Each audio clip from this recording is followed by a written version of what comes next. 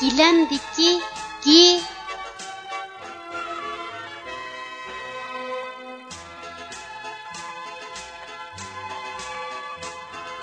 Bu harfning talaffuz qilinishi bundaq. Gi.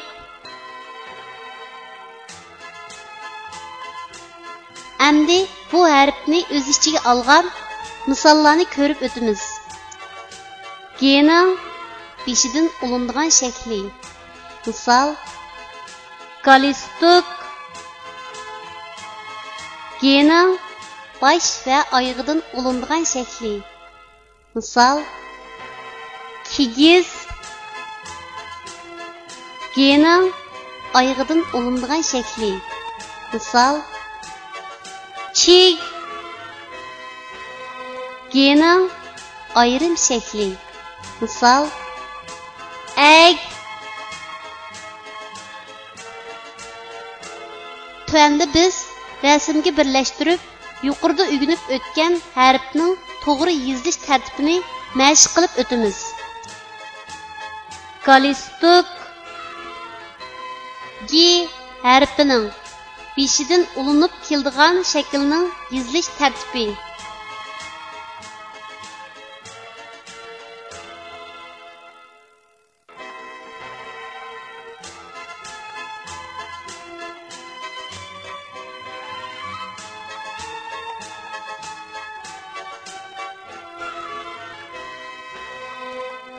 Kigiz.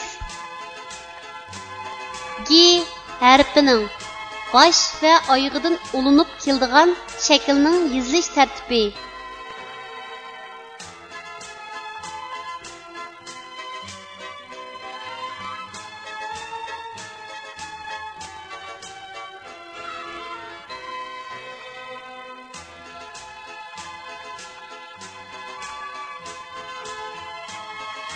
Chig.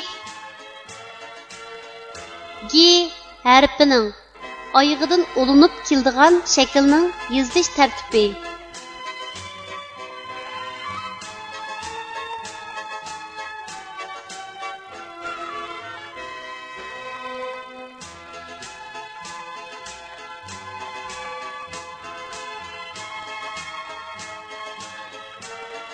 Eg. Gi harfining ayrim shaklining yozilish tartibi.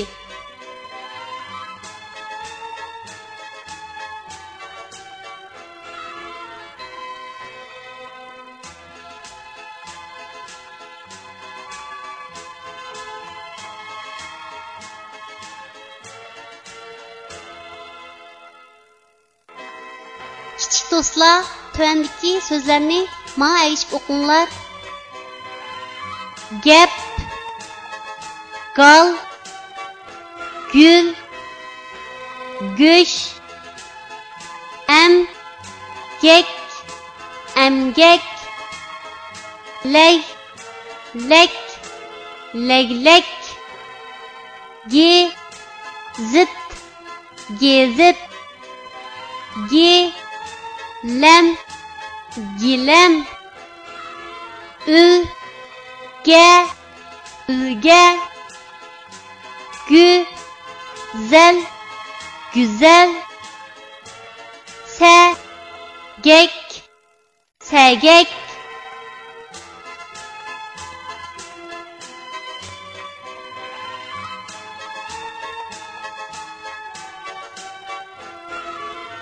tabiatning gaplari. Shildir shildir shir, eriqda sular, suning ichida üzər biliqlar. Hav hav hav, havşiydi küçük, anisi kelsə qılıqı çiçük. Qu qu qu, mikyan çıllaydı, balılarığa qurb ılğaydı. Mü mü mü, möreydi kalam, deydi imuval, muziyim balam. Gür gür gür, şamalla uçdi, darax şaxları usulğa düşdü. Mə mə mə, nərəydi qoylar, qorsqi açdı, sən bunu oyla. Qaq qaq qaq, qağı qaqıldar, ozuq tapalmay, nəfs taqıldar.